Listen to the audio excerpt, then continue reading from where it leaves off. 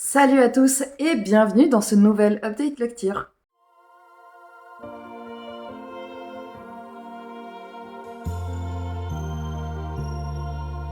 Aujourd'hui, je vais vous présenter 2 graphiques et 4 romans. On est sur des lectures, oui, en fait, on est sur un énorme coup de cœur, un moyen coup de cœur et en fait, il y a quand même un petit ordre dans mes lectures. Je vais vous parler brièvement du, je crois, 7e tome de Percevant de Fauché, Léturgie et Luigi. Ensuite, toujours notre ami Percevant dans ses quêtes, toujours accompagné de son ami Carvin, ici, là, avec son petit animal domestique qui est fort sympathique et fort rigolo. Dans cette aventure, on va retrouver des personnages qu'on avait des grands méchants, enfin un grand méchant qui avait dans le tome 1, qui met vraiment des bâtons dans les roues dans les quêtes de Percevant. Après, on a toujours moi j'ai toujours, parce que c'est moi que ça concerne en tout cas, j'ai toujours un petit peu ce souci de continuité sur la saga. J'attends de voir si au bout d'un moment ça va finir par se dégager, mais pour l'instant on est vraiment sur des aventures uniques. Ce mois-ci, on est sur le mois de mars, ouais, à l'heure à laquelle je tourne, on est le 6 mars. Donc j'ai décidé au mois de mars de ne lire que des autrices, et que ça soit pour les romans ou que ça soit pour les mangas. D'ailleurs, je remercie encore une fois Barbara de sa suggestion de ne lire que des autrices également dans les mangaka. J'ai lu le tome 1 de La fille au temple du chat de Makoto Ojiro. On va suivre ici une jeune fille qui vit dans un temple Chion, et qui va être, elle vit dans ce temple. Alors, il a l'air assez reculé dans la campagne.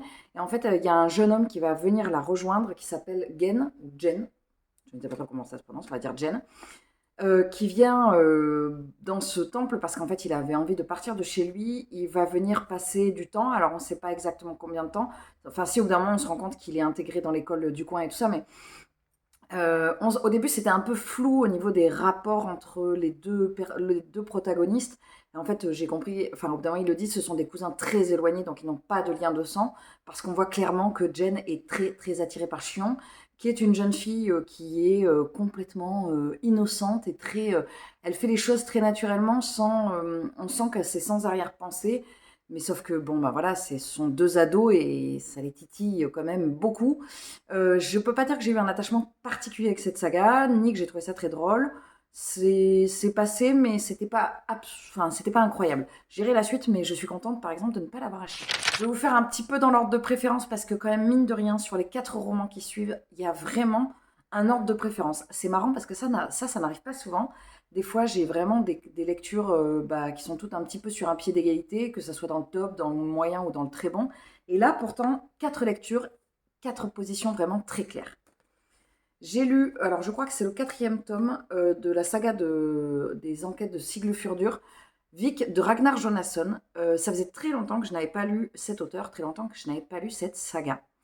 Derrière, il y a marqué quand 10 petits nègres rencontrent le meilleur du polar islandais. Alors déjà, ce n'est plus le titre de ce livre maintenant, parce que ça s'appelle Ils étaient 10, mais bon, c'est pas grave. Et en fait, c'est exactement ça, c'est-à-dire que Ragnar Jonasson était le traducteur d'Agatha Christie. Et si vous attendez à quelque chose d'approchant d'Agatha Christie dans le Nord, eh bien, vous aurez exactement ce que vous cherchez. C'est exactement ça. Maintenant, si vous cherchez du polar ou du thriller, ben, je ne suis pas trop d'accord en fait. Je trouve qu'on est vraiment sur du policier, et en plus avec vraiment un côté très soft à la Agatha Christie.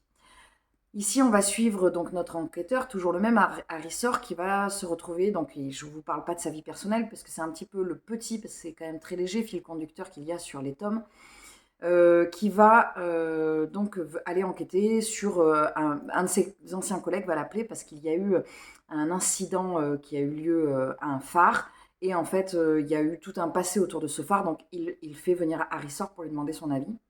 On est proche de Noël, et voilà, il a vraiment envie de l'avoir avec lui. Donc ils vont enquêter sur qu'est-ce qui s'est passé par le passé dans ce phare, qu'est-ce qui se passe à l'heure actuelle et tout ça.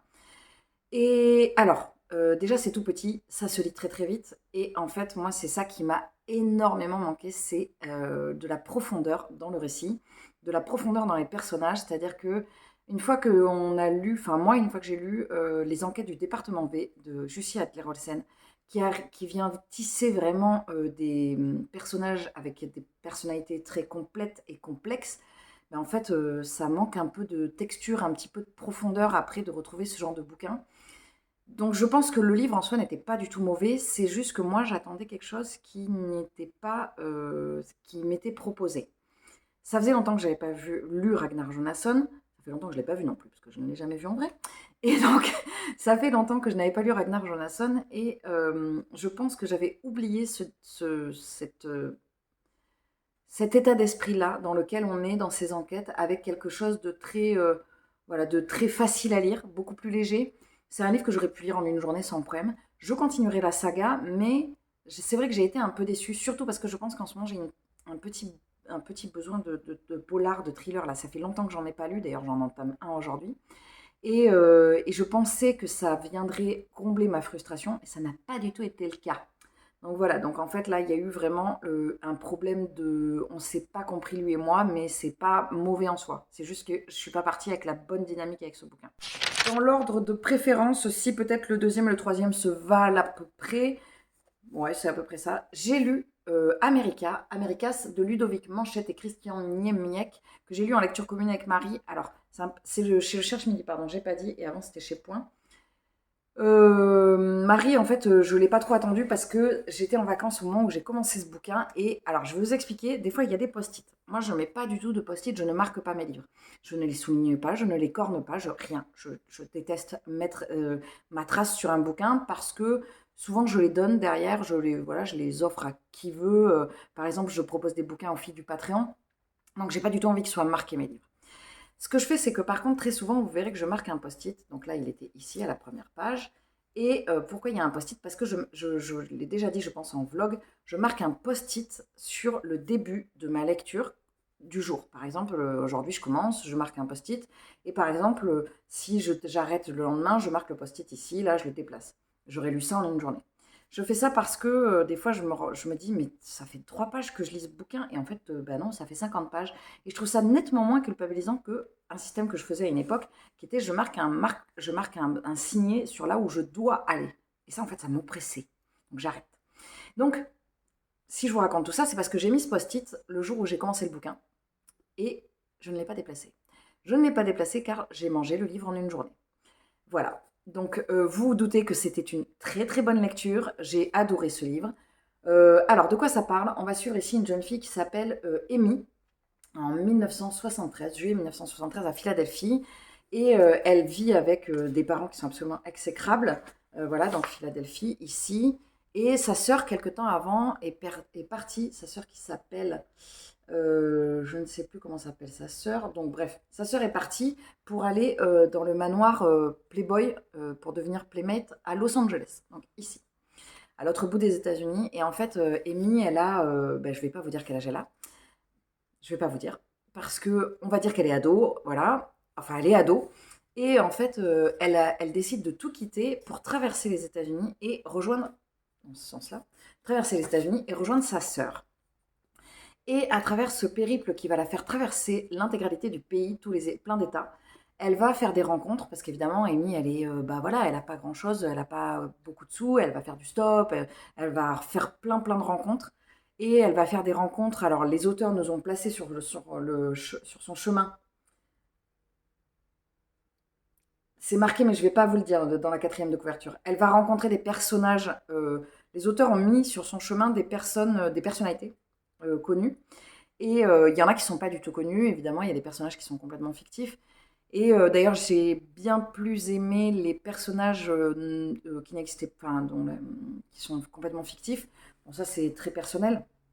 Et donc, on va la suivre, cette jeune fille, avec toute son innocence et toute sa non-innocence aussi, tout ce qu'elle va rencontrer, tout ce qui va se passer pour elle, parce que la traversée des États-Unis, c'est quand même énorme. Et c'était vraiment une histoire que... Alors, moi, c'est une histoire que j'ai trouvée très addictive. Et il y a vraiment une ambiance... alors, ça fait très cinématographique, je trouve, comme récit. Et, euh, et on a une ambiance qui est particulière, une ambiance à la film des années 90 américains, un peu à la Thelma et Louise, que j'ai adoré. Voilà, j'ai adoré ce récit, j'ai adoré le personnage d'Amy, que j'ai trouvé extrêmement touchant. avec son petit côté un peu tête brûlée, mais aussi plein de sensibilité. C'est l'adolescence, on sait pas ce qu'on est, on sait pas qui on est, on sait pas comment se définir, on est perdu. Et en fait, venir rencontrer des personnes à ce moment-là de notre évolution, en fait, c'est hyper complexe parce que même nous, on n'arrive pas à se situer. Et j'ai trouvé que les auteurs l'ont vraiment décrite avec justesse et les sentiments qui pouvaient l'animer avec sensibilité et vraiment justesse, en fait. Voilà. C'était très réaliste et j'ai beaucoup aimé, même si les rencontres qu'elle fait avec les personnalités ne le sont pas évidemment, mais c'est pas le but. C'est un récit que j'ai beaucoup aimé. J'avais beaucoup déjà aimé Alabama 1963 des deux auteurs, donc je relirai évidemment avec très grand plaisir. Je les avais rencontrés à Brive il y a 2 ans. Et je remercie Nathalie que j'avais rencontrée dans la file d'attente à Brive et avec qui on avait pas mal échangé et qui m'avait dit non mais il faut que tu achètes America quoi. Je me tâtais à ce moment-là et elle m'a dit non mais il faut que tu l'achètes en grand format. J'étais partie pour faire juste des dédicacés à Alabama 1963 donc je te remercie Nathalie si tu passes par là. On va dire à égalité avec avec Americas, j'ai lu le deuxième tome d'Aurora Squad de Jay Christophe et Amy Kaufman. Chez Casterman, dans ce livre, on va suivre toujours notre unité 312. J'ai lu ce livre avec Fanny, d'ailleurs, dont je ne me rappelle plus le compte. Si j'y pense, il faut que je vous le mette ici. Dans ce livre, on va toujours suivre notre unité, l'unité 312, avec Tyler Scarlett Finn et d'autres, que je ne vais pas nommer parce que il y a peut-être des personnages qui n'y sont plus, ou peut-être des personnages qui sont en plus, j'en sais rien, par rapport au tome 1. Et c'est marrant parce que, donc, en gros, ils sont perdus, ils sont dans l'univers en 2200, bon bref, 2200 et des brouettes. Ils sont dans un futur vraiment loin et ça doit être marqué quelque part. Alors, ah oui, il y a un petit rappel au début, ce qui est pas mal. Il n'est pas trop long et il permet de se resituer. Bon, moi je l'avais lu il n'y a pas très longtemps, mais voilà, donc je ne sais plus à quelle époque, mais en tout cas, ils sont dans le futur, dans un monde où on peut traverser la galaxie par des portails, enfin par des vitesses extra rapides, là, j'ai pas du tout les bons termes, mais bon, vous avez compris le principe, et où il y a plein de différentes espèces dans la galaxie, et d'ailleurs, on en sait un petit peu plus à ce sujet-là dans ce bouquin, et j'ai trouvé ça hyper intéressant, parce que c'est le genre de choses qui n'est pas exploité d'habitude et qui n'est pas vraisemblante quand on y réfléchit. Alors, si ça ne vous parle pas du tout ce que je suis en train de vous dire, mais je ne peux pas trop vous en dire parce que justement, c'est dévoilé dans le tome 2. Tout ce que je peux vous dire, c'est que j'ai eu un petit peu la même chose qu'avec le tome 1. C'est-à-dire qu'au début, j'étais là, ouais, ok, ça passe. Ouais, enfin, ça passe, c'est cool, quoi, je le lis. Et puis, je sais pas, le dernier quart, j'ai trouvé hyper addictif. J'ai pas pu le lâcher et j'ai terminé le tome en me disant, oh, je veux la suite. Sauf que je suis pas sûre que le tome 3 soit en poche. Et de toute façon, dans les deux, il y a un auteur, une autrice, mais il y a aussi un auteur. Et j'essaye de ne pas acheter d'auteur sur le mois de mars. Cette série, elle s'adresse aux. Je pense qu'on peut commencer pré-ado sans aucun problème parce que c'est très soft quand même s'il y a des histoires d'amour et même si ça va plus loin au niveau des personnages, il n'y a rien de décrit et c'est pas décrit avec un côté voyeuriste ou malsain, c'est vraiment juste. C'est dit de manière presque anecdotique. Il y a une part un petit peu sensuelle, mais sans être vraiment. C'est très, très, très, très, très, très soft. Donc on peut le commencer jeune, sachant que ça reste quand même une écriture qui est hyper intéressante et surtout un univers qui est quand même complet parce que des fois c'est ce qu'on pourrait reprocher un petit peu aux young adultes de passer un peu vite sur certains univers. Là c'est pas du tout le cas, donc je suis hyper contente. C'est Claire du compte Claire Diomi qui m'avait fait découvrir cette saga. Je te remercie encore infiniment et je lirai bien évidemment le tome 3 avec grand plaisir.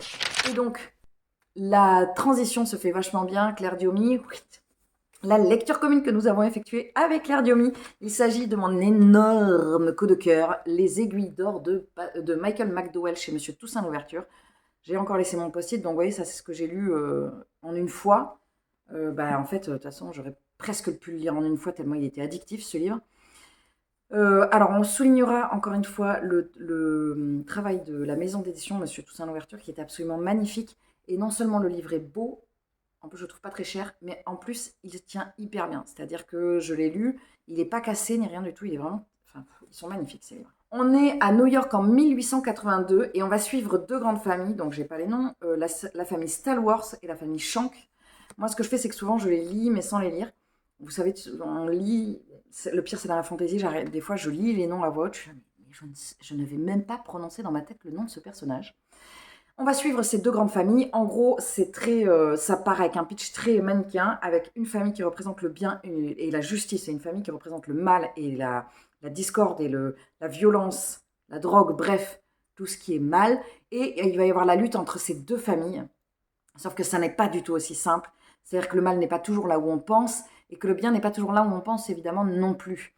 Et on va les suivre dans la bataille pour une rue, en fait, qui va représenter tout ce qu'il y a de néfaste dans le New York de 1882, avec toute cette emprise de l'opium, qui n'est pas trop présente parce qu'on le voit beaucoup sur la couverture, mais heureusement j'avais un peu peur, mais pas tant que ça. Et avec ces personnages féminins, comme dans Blackwater, des personnages féminins, mais extrêmement forts, mais vraiment d'une force de caractère absolument incroyable. Dans Blackwater, on avait quasiment que des femmes fortes, on avait des hommes qui étaient présents mais très effacés. Là, c'est un petit peu, c'est plus équilibré au niveau des personnalités fortes chez les femmes et chez les hommes. Quand je dis personnalités fortes, ça veut dire que ce sont des personnages qui sont très charismatiques, très emblématiques de leur milieu, très représentatifs de leur famille. Enfin voilà, il y a vraiment quelque chose. Ils représentent leur famille parce qu'ils sont extrêmement charismatiques et que tout le monde les suit et pour ou contre leur gré en fait. Dans Blackwater, c'était un peu ce cas. Le cas, je ne vais pas parler de Blackwater, je vais vraiment parler des Aiguilles d'Or. Dans les Aiguilles d'Or, il y a un personnage très fort dans chaque famille, un homme et une femme. Il va y avoir cette lutte entre ces deux personnages à travers une myriade de personnes de leur famille qui est impressionnante. Et ce qui est impressionnant, c'est la bataille, parce qu'il y a des personnages, mais on n'est jamais perdu, parce qu'ils ont chacun un caractère tellement singulier que on les identifie très facilement, c'est pas un problème. Je pense, et pourtant Blackwater avait été un énorme coup de cœur, je pense que les Aiguilles d'Or le surpassent, parce que, je sais pas, il y a un truc dans cette lutte de ce New York au début. Je crois que c'est le chapitre 1 ou l'intro, je sais plus comment ça s'appelle. On était complètement. Le prologue de Minuit. Le prologue, il est poisseux, il est crasseux, il est gluant, il est horrible le début, mais j'étais là, genre, waouh, ok, c'est très clair. Vous savez, c'est comme dans ces films où, dans le générique d'introduction, la caméra va prendre un personnage, ou va prendre un rat par exemple, et va suivre le rat qui va déambuler dans le quartier, et on va voir certains personnages. Comme dans Ratatouille, quand on le voit déambuler comme ça, et on voit ce qui se passe dans les appartements. Mais c'est un petit peu ce qui se passe, sauf qu'on ne suit pas un rat, on pourrait, hein. Mais il y a vraiment ce truc au début où on est là, ok, le prologue a bien planté le décor, on est vraiment sur quelque chose de chaud. Alors bon, c'est l'ambiance qui s'en dégage qui est très poisseuse. Il n'y a rien de dégoûtant, il n'y a rien il n'y a pas de trigger warning. Il y a pas, c'est ça que j'ai bien aimé dans ce bouquin et que j'avais bien aimé avant. C'est ça que j'aime bien avec l'écriture de Michael McDowell. C'est que il n'y a pas besoin de mettre de trigger parce qu'il n'y a pas de truc choquant. Alors, vous allez me dire, chacun voit le choquant où il veut, c'est vrai, mais il y a surtout quelque chose de crasseux, plus que de choquant. Il n'y a pas du tout de part fantastique dans ce bouquin. Je le précise parce que dans Blackwater, il y avait une petite part fantastique. Dans ce bouquin, il n'y en a absolument aucune. Donc, ça me questionne sur l'écriture de Michael McDowell, c'est-à-dire est-ce qu'on est sur une écriture où il y a des fois du fantastique, des fois il n'y en a pas. Est-ce que Blackwater, c'est l'unique série où il y en avait? Enfin, c'est vraiment, je suis hyper surprise. Mais en tout cas, c'est une lecture que je peux que vous conseiller. Alors, je sais, il a une énorme hype, Monsieur Toussaint Louverture, tout le monde en a parlé, mais c'est pas pour rien en fait. Vous savez, il n'y a pas de fumée sans feu en fait. À un moment donné, moi souvent, je suis les hypes. J'ai pas du tout peur de me faire influencer parce que, ben, en fait, au bout d'un moment, alors surtout, ça m'est déjà arrivé de me faire influencer, de lire quelque chose et de faire non, c'est pas pour moi en fait, c'est pas bon, c'est pas pour moi. Et d'abandonner certains livres ou même certains auteurs. Mais en tout cas, ce qui est sûr, c'est qu'il n'y a pas de fumée sans feu. C'est-à-dire que s'il y a un auteur qui fait autant de bruit, alors là, il y a aussi tout le côté, la collection qui est très belle et tout ça. Mais en tout cas, bah là, c'est bien mérité, quoi. C'est hyper bon. C'est hyper, hyper bon. Et d'ailleurs, avec Claire, on a noté qu'il y allait avoir un autre livre de l'auteur dans cette maison d'édition qui allait sortir, qui s'appelle Cathy et L'Amulette. Il y en aura deux en 2024. Autant vous dire que ben, je les ai déjà réservés, quoi. Dès qu'ils sortiront, je les aurai et je les lirai. Là, j'attendais un petit peu, j'ai mis du temps à le lire parce que j'avais un petit peu peur d'être déçue par rapport à la saga précédente, mais pas du tout. Mais pas du tout. C'est hyper bien. C'est incroyable. Cet auteur, il a vraiment quelque chose d'une puissance absolument incroyable. Je pense qu'il vient d'arriver sur la colline des Flor Vesco et des Brandon Sanderson et de tous ces auteurs où je suis là genre oh j'adore ce qu'ils font. Voilà, c'en est tout pour cette update lecture qui était un petit peu enflammée, mais c'est parce que vraiment il faut lire Les Aiguilles d'Or, hein, je peux que vous le conseiller. D'ailleurs, si vous êtes arrivé jusqu'à la fin de la vidéo, petite suggestion de mon ami Manon dernièrement, si vous êtes arrivé jusqu'à la fin de la vidéo, n'hésitez pas à mettre un emoji. La dernière fois vous avez mis plein d'émojis pingouins. Donc, n'hésitez pas à mettre un emoji pâquerette, enfin fleur d'ailleurs, pas qu'une pâquerette, une fleur, parce qu'on est sur le printemps et qu'on a bien besoin du printemps parce qu'il commence à. Voilà, on en a marre du froid et de la pluie. Je pense que c'est bon, on a vu. Maintenant, il faut qu'il fasse beau.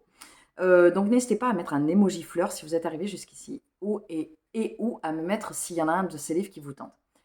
Il ne me reste plus qu'à vous souhaiter une très bonne journée, une très bonne semaine, un très bon mois, une très bonne année. Je vous dis évidemment à très vite dans une prochaine vidéo. Salut!